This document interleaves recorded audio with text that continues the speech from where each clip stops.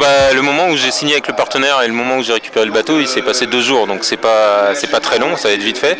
Par contre, c'est pas un bateau neuf, hein, c'est un bateau de 2005 qui a gagné la Route du Rhum 2006 et en fait on lui a refait une décoration et on a mis un jeu de voile neuf. C'est pas la première fois que vous courez en multi 50. Est-ce que vous pouvez nous parler un petit peu de ce que vous avez fait auparavant dans cette catégorie-là ? Auparavant, j'ai fait surtout beaucoup de petits catamarans de sport et autrement, j'ai fait la Québec-Saint-Malo et la Transat Jacques Vabre en double. Là, vous êtes sur un bateau qui a déjà couru, qui est dans une catégorie où il y a quand même quelques bateaux qui vont aller très très vite. Le départ, pour vous, ça va être dans les starting blocks ? Le départ jusqu'à la bouée de Fréhel, oui, je pense que je n'hésiterai pas à aller à fond. Par contre, c'est évident qu'une fois passé Fréhel, moi je ne serai certainement pas sur le même rythme que les cadors, on va dire, les 3 qui ont vraiment beaucoup d'expérience. On sait que eux, ils ont des bateaux vraiment tip-top, entre guillemets. Ils ont beaucoup d'expérience, moi je n'ai pas, donc je ne vais pas prendre des risques démesurés. On a un objectif avec le sponsor, c'est que le bateau soit à Pointe-à-Pitre, parce qu'on prépare avant tout la Route du Rhum pendant 4 ans.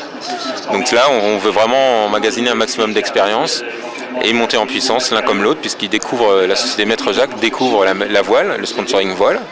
Donc ils vont monter aussi en puissance au fur et à mesure des transats.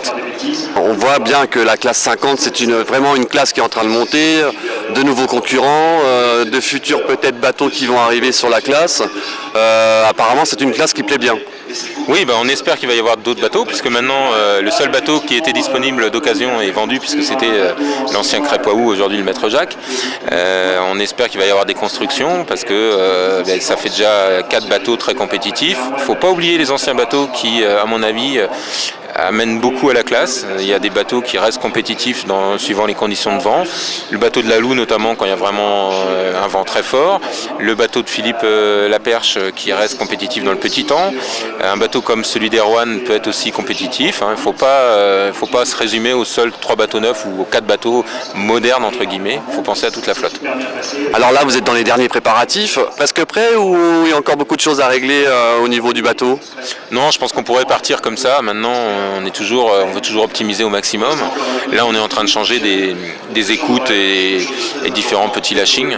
Mais le gros œuvre, voilà, vous n'entendez pas un bruit de perceuse ou un bruit de ponceuse sur le bateau, c'est qu'il n'y a pas de gros soucis. La gestion du sommeil pour vous, ça va être comment ?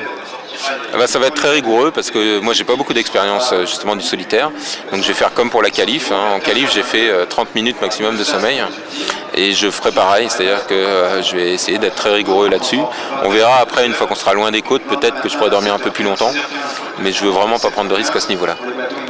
Tout est prêt à partir, on n'a plus qu'à vous souhaiter bon vent sur cette route du Rhum 2010. Oui, tout à fait, et à venir nombreux sur le départ. Merci Loïc.